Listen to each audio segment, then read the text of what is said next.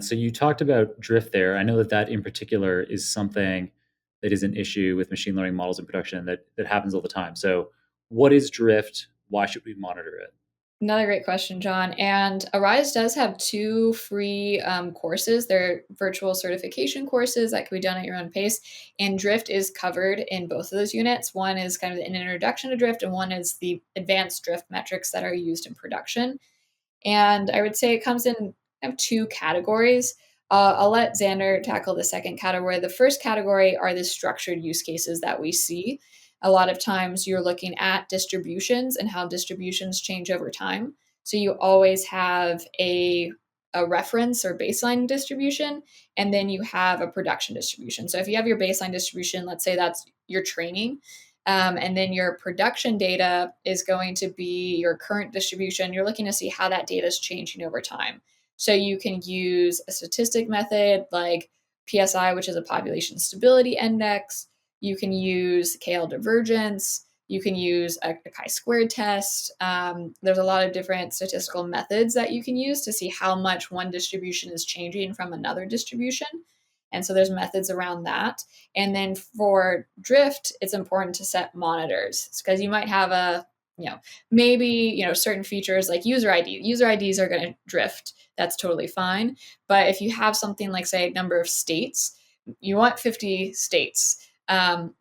If that's what's used in your training model. And, we have seen teams that, maybe they get, oh, now there's 60 states coming in. And that's because we trained our model on uncapitalized data. And now we're getting capitalized data coming in. So setting those monitors is going to be key. Xander, do you want to talk about how we measure unstructured drift in production? Yeah, sure. So I can talk about the unstructured case. When you're dealing with unstructured data, what you're dealing with are embeddings. An embedding just being a vector representation of a piece of data.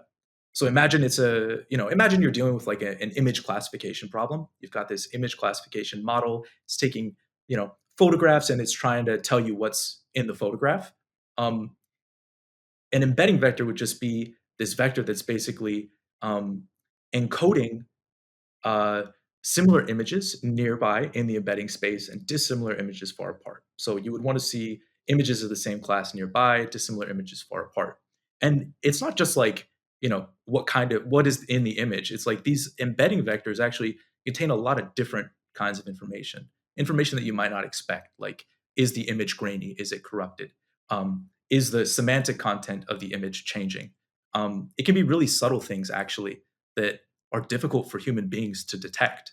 And basically, what we do is we monitor the distribution of the embeddings, training relative to production. So, is that distribution of embeddings in production, is it different from the distribution of embeddings that we saw in training?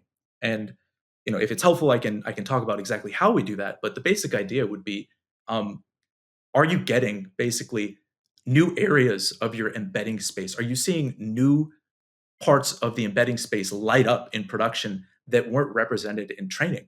And for traditional models where you actually, a traditional CV model where you're actually training, you're training it on some data set, you could really expect that the model is not going to perform well if it's doing inferences on data the likes of which it never was trained on. So that's in a nutshell what we're doing when we detect embedding drift for unstructured cases. And I would emphasize, right, like that approach is actually very agnostic with respect to the kind of data you're representing. I was giving CV as an example, but you could also represent a piece of text as an embedding vector. You could represent, a piece of audio as an embedding vector. So it's a pretty agnostic approach to detecting drift for unstructured use cases.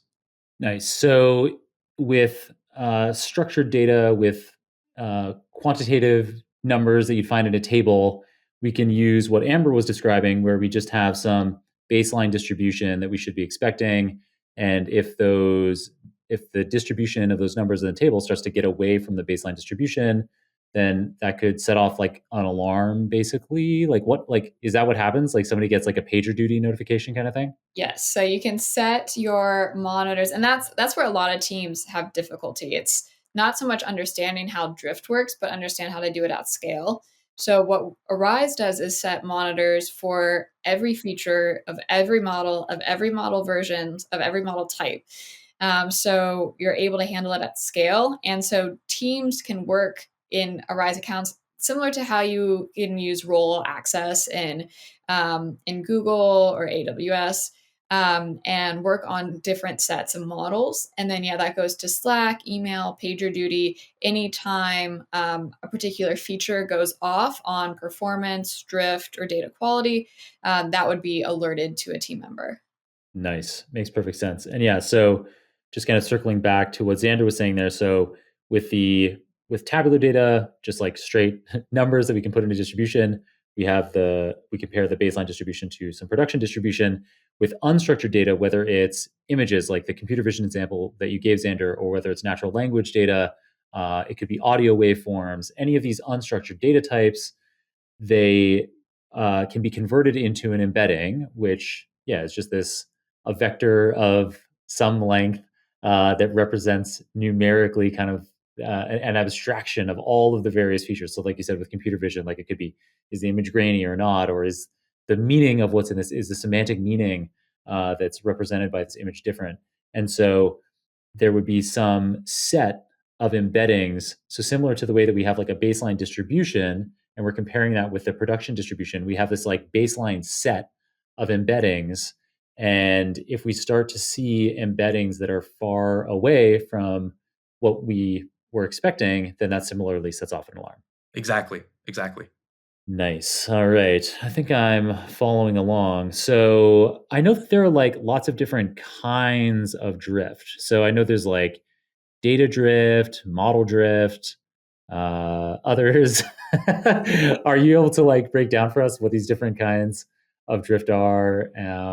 Yes. And I will say, like, the course gets into each type of drift, what it is, how to monitor it, and then what metrics you should use. There's definitely more details if people are interested in the course. But so different types of drift that we see what's known as kind of model drift or a drift in predictions. So if something's drifting in predictions, you don't need the actuals, you don't need those ground truths.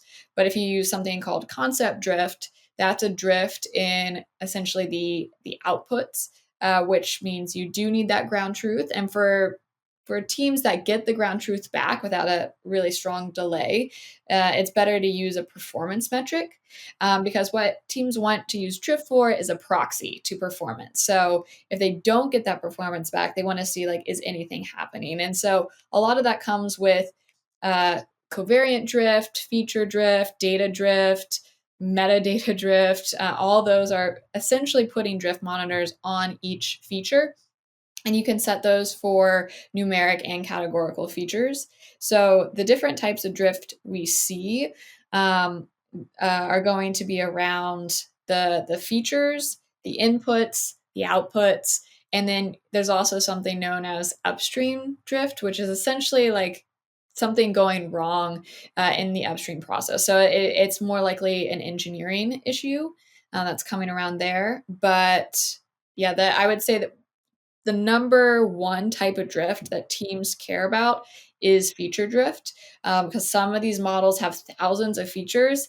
And if you're using things like SHAP values, feature importance values, you might notice that maybe 5 features have the most important impact on decisions. And so they really want to monitor the most important features that are leading to these decisions that are then impacting customers. So feature drift is, I would say, one of the biggest ones. And um, PSI, which is a population stability index, which is actually derived from KL divergence, tends to be the most used metric because of like the stability it has and a symmetric property that KL divergence doesn't have.